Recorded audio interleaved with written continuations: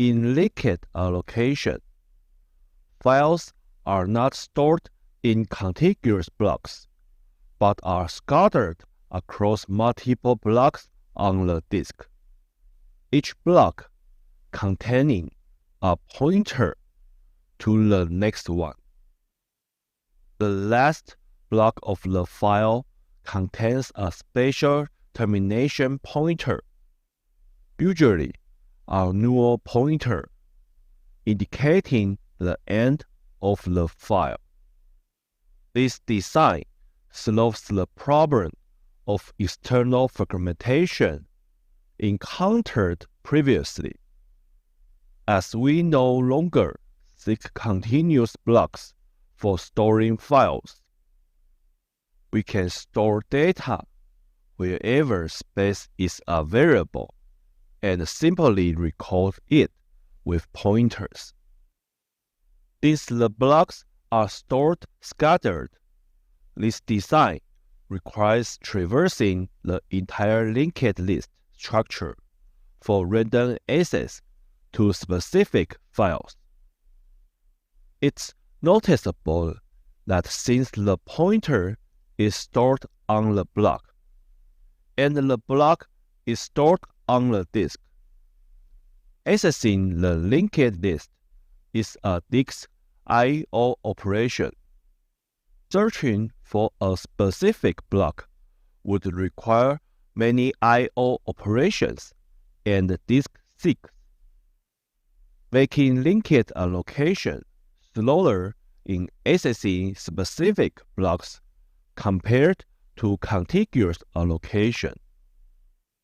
Moreover, as can be seen in the diagram on the bottom right, assume an original block can store 512 bytes of data, and now we need 4 bytes to store a pointer. This results in a loss of 0.78% of the storage space percentage in the block. Reliability is crucial in linked allocation, as in such a structure, the entire file could be corrupted if any link is lost. The loss of a link could be due to block damage or the destruction of the pointer's value, both of which could affect the accessibility of the entire file. In the example of linked allocation, we first observe that the directory stores an additional piece of information, which is the index of the block where the file ends. Let's assume there is a file named zip. Through the directory, which records the starting block number, we can quickly locate the file in the block 9. Now, each block stores not only data, but also a pointer. Through this pointer, we can find that the next block is number 16.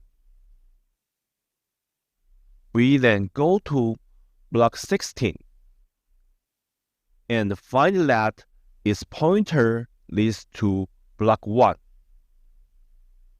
followed by block 10, then block 25.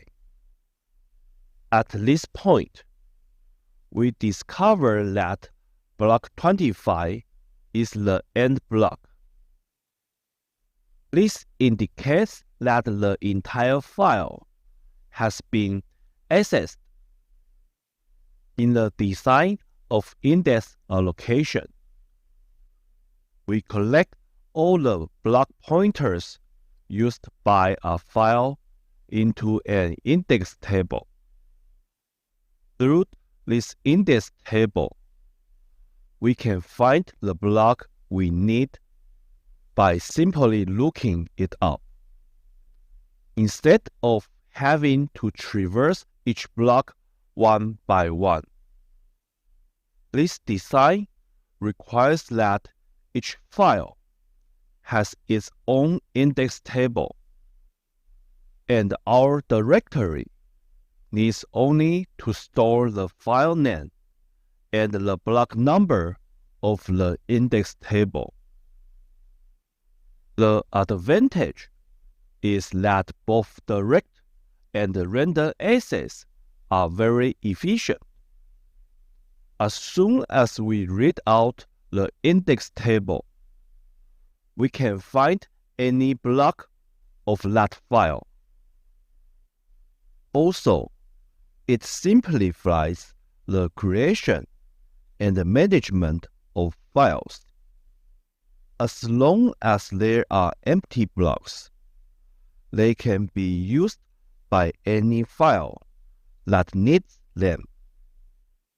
Any file can efficiently add or remove blocks dynamically.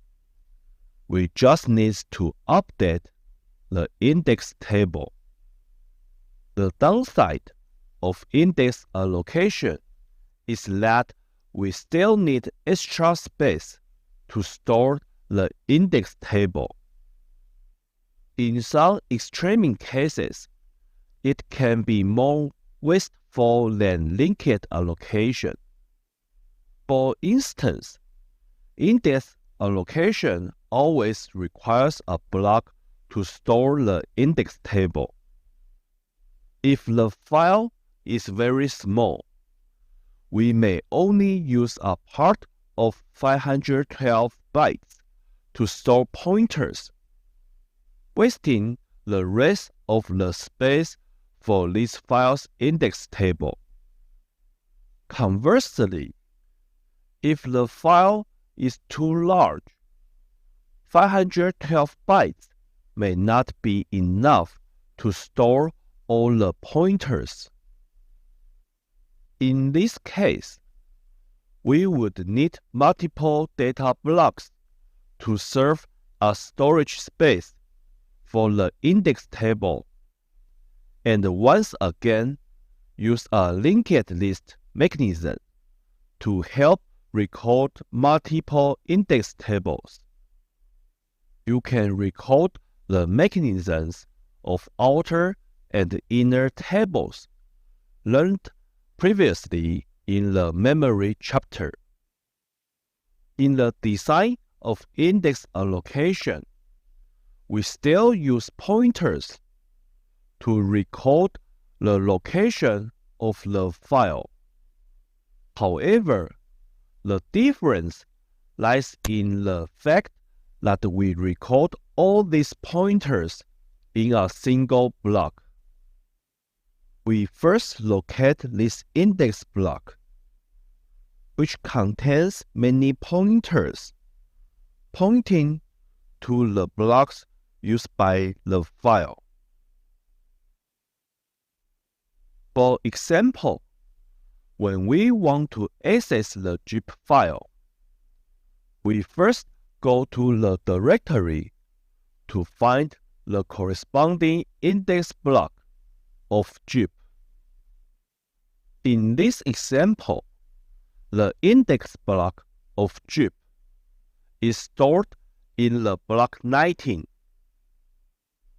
Block 19 contains all the pointers used by the zip file, each pointing to the location where the zip file data is stored.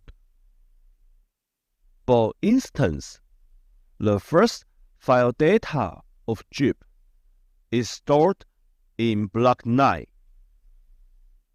and the second file data is stored in block 16.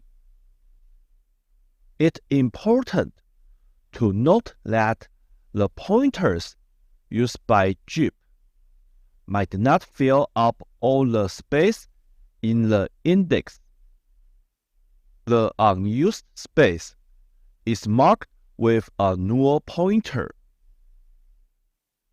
In this example, 9, 16, 1, 10, 25 indicate that Jeep used 5 blocks, and the remaining 3 unused blocks are marked with -1 for identification. Of course, this represents a kind of wasted storage space. It means we are using the space of a block to store pointers. However, if the size of a specific file is very small, for example, it occupies only 1 block,